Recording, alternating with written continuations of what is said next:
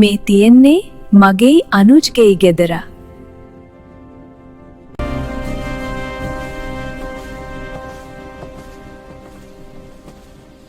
ඔයා කොහොම හරි එන්න ඕනේ අනු එච්චරයි. මට ඒගොල්ලෝ අකමැති නම් එන්න බෑ ශිවංගී.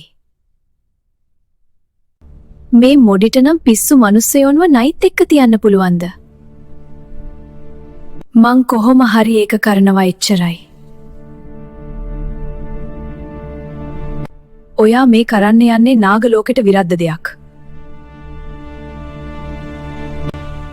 මම යකෝ නාග ලෝකේ මහා නාගරාජිනී.